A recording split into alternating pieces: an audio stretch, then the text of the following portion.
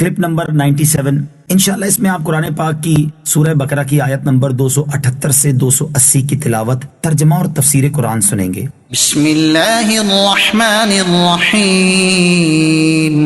ترجمہ: اللہ کے نام سے شروع جو نہایت مہربان رحمت والا ہے۔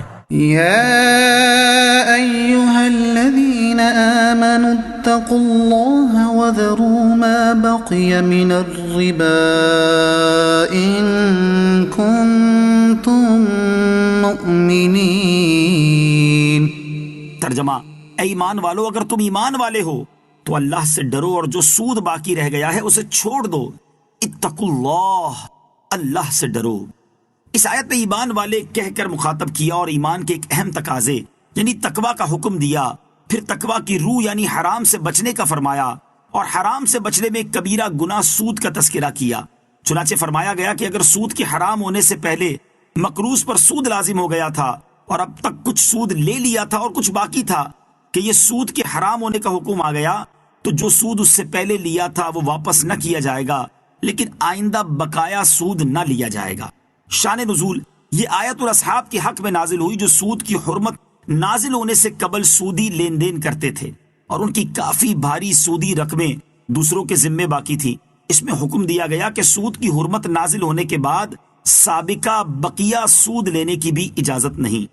فَإِن لَّمْ تَفْعَلُوا فَأْذَنُوا بِحَرْبٍ مِّنَ اللَّهِ وَرَسُولِهِ وَإِن تُبْتُمْ فَلَكُمْ رُءُوسُ أَمْوَالِكُمْ لَا تَظْلِمُونَ وَلَا تُظْلَمُونَ۔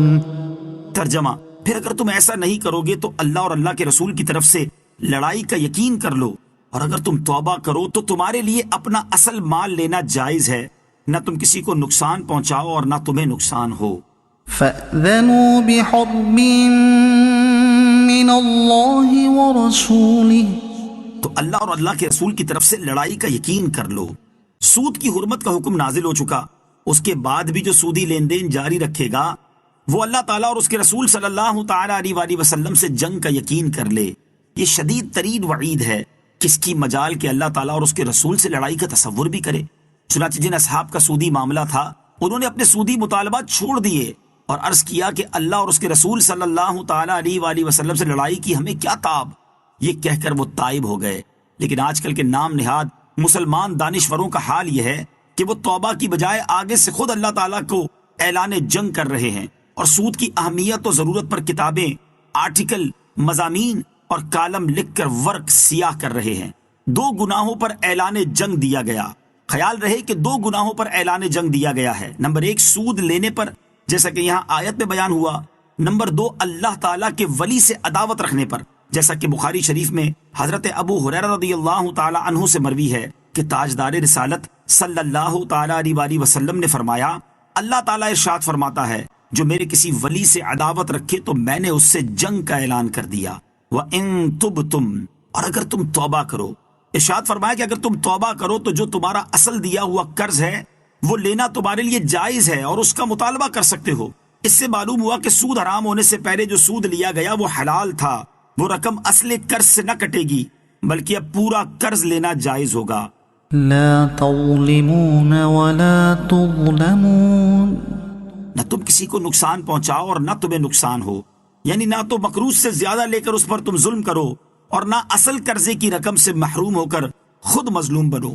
ظلم کو ختم کرنے کی کوشش کی جائے۔ یہ آیت اگرچہ سود کے حوالے سے ہے لیکن عمومی زندگی میں بھی شریعت اور عقل کا تقاضا یہ ہے کہ نہ ظلم کیا جائے نہ ظلم برداشت کیا جائے، یعنی ظلم کو ختم کرنے کی کوشش کرنی چاہیے۔ ظلم کو برداشت کرنا ظالم کو مزید جری کرتا ہے۔ ہاں، جہاں عفو و درگزر کی صورت بنتی ہو وہاں اسے اختیار کیا جائے۔ شریعت کا قاعدہ ہے لا ضرر ولا ضرار، نہ نقصان پہنچاؤ اور نہ نقصان برداشت کرو۔ وَإِن كَانَ ذُو عُسْرَةٍ فَنَظِرَةٌ إِلَى مَيْسَرَةٍ وَأَن تَصَدَّقُوا خَيْرٌ لَكُمْ إِن كُنتُمْ تَعْلَمُونَ۔ ترجمہ: اور اگر مقروض تنگ دست ہو تو اسے آسانی تک مہلت دو، اور تمہارا قرض کو صدقہ کر دینا تمہارے لیے سب سے بہتر ہے اگر تم جان لو۔ وَإِن كَانَ ذُو عُسْرَةٍ، اور اگر مقروض تنگ دست ہو، یعنی تمہارے قرض داروں میں سے اگر کوئی تنگ دستی کی وجہ سے تمہارا قرض ادا نہ کر سکے تو اسے تنگ دستی دور ہونے تک کی مہلت دو، اور تمہارا تنگ دست پر اپنا قرض صدقہ کر دینا یعنی معاف کر دینا تمہارے لیے سب سے بہتر ہے اگر تم یہ بات جان لو، کیونکہ اس طرح کرنے سے دنیا میں لوگ تمہاری اچھی تعریف کریں گے اور آخرت میں تمہیں عظیم ثواب ملے گا۔ امام اعظم رضی اللہ تعالیٰ عنہ اور مجوسی قرض دار۔ امام فخر الدین رازی رحمۃ اللہ تعالی علیہ فرماتے ہیں، منقول ہے کہ ایک مجوسی پر امام ابو حنیفہ رضی اللہ تعالی عنہ کا کچھ مال قرض تھا۔ آپ اپنے قرض کی وصولی کے لیے اس مجوسی کے گھر کی طرف گئے۔ جب اس کے گھر کے دروازے پر پہنچے تو اتفاق سے آپ رضی اللہ تعالیٰ عنہ کے جوتے پر نجاست لگ گئی۔ آپ نے نجاست چھڑانے کی غرض سے اپنے جوتے کو جھاڑا اور آپ کے اس عمل کی وجہ سے کچھ نجاست اڑ کر مجوسی کی دیوار کو لگ گئی۔ یہ دیکھ کر آپ پریشان ہو گئے اور فرمایا کہ اگر میں نجاست کو ایسے ہی رہنے دوں تو اس سے اس مجوسی کی دیوار خراب ہو رہی ہے، اور اگر میں اسے صاف کرتا ہوں تو دیوار کی مٹی بھی اکھڑے گی۔ اسی پریشانی کے عالم میں آپ نے دروازہ بجایا تو ایک لونڈی باہر نکلی۔ آپ رضی اللہ تعالیٰ عنہ نے اس سے فرمایا، اپنے مالک سے کہو کہ ابو حنیفہ دروازے پر موجود ہے۔ وہ مجوسی آپ کے پاس آیا اور اس نے یہ گمان کیا کہ آپ اپنے قرض کا مطالبہ کریں گے، اس لیے اس نے آتے ہی ٹال مٹول کرنا شروع کر دی۔ امام اعظم ابو حنیفہ رضی اللہ تعالیٰ عنہ نے اس سے فرمایا، مجھے یہاں تو قرض سے بھی بڑا معاملہ درپیش ہے۔ پھر آپ نے دیوار پر نجاست لگنے والا واقعہ بتایا اور پوچھا کہ اب دیوار صاف کرنے کی کیا صورت ہے۔ یہ سن کر اس مجوسی نے عرض کی کہ میں دیوار کی صفائی کے کرنے کی ابتدا اپنے آپ کو پاک کرنے سے کرتا ہوں، اور اس مجوسی نے اسی وقت اسلام قبول کر لیا۔ قرض کی ادائیگی کے لیے دعا۔ حضرت علی المرتضیٰ کرم اللہ تعالی وجہ الکریم سے روایت ہے کہ آپ کے پاس ایک مکاتب غلام آیا اور عرض کی کہ میں اپنے کتابت کا مال ادا کرنے سے عاجز آ گیا ہوں، میری کچھ مدد فرمائیے۔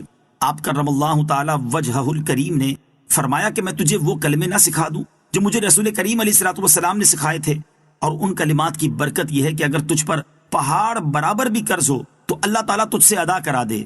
تم یہ پڑھا کرو، اللہم اکفنی بحلالک عن حرامک واغننی بفضلک عن من سواک، یعنی اے اللہ مجھے اپنے حلال کے ذریعے اپنے حرام سے تو کافی ہو جا، اور مجھے اپنی مہربانی سے اپنے سوا سے بے پرواہ کر دے۔